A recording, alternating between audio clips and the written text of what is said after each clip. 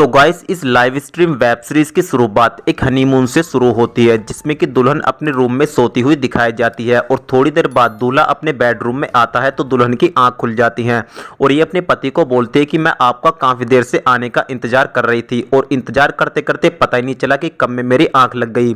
तो दूल्हा अपनी दुल्हन को बोलता है कि मैं अपने दोस्तों के साथ बिजी था तो इसीलिए मैं आने में लेट हो गया, उसके लिए मैं आपसे सॉरी चाहता हूँ।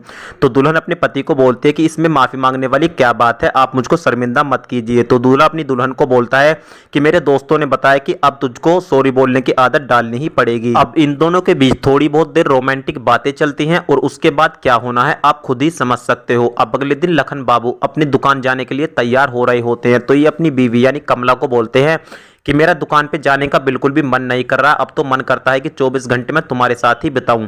तो कमला अपने पति को बोलती है कि अगर आप दुकान पर नहीं जाएंगे तो घर का खर्चा कैसे चलेगा। तो लखन बाबू बोलते हैं हाँ ये भी बात ठीक है।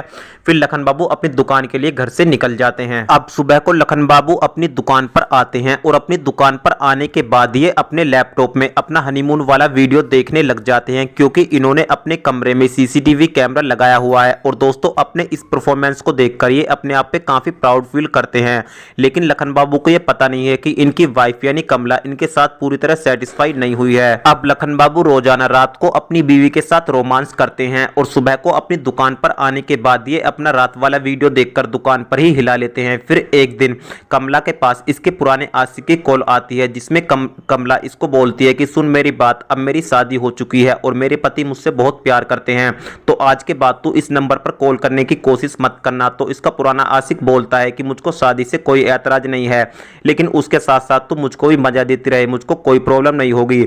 अब ये इसको लास्ट वार्निंग देती है और बोलते हैं कि अगर आज के बाद तूने इस नंबर पर दोबारा कॉल करने की कोशिश की तो मुझसे बुरा कोई नहीं होगा। फिर कमला कॉल काट देती है और उसके बाद इसका पुराना आशिक सोचने पर मजबूर हो जाता है और इसी के साथ इस वेब सीरीज का एपिसोड नंबर 1 यहीं पर समाप्त हो जाता है।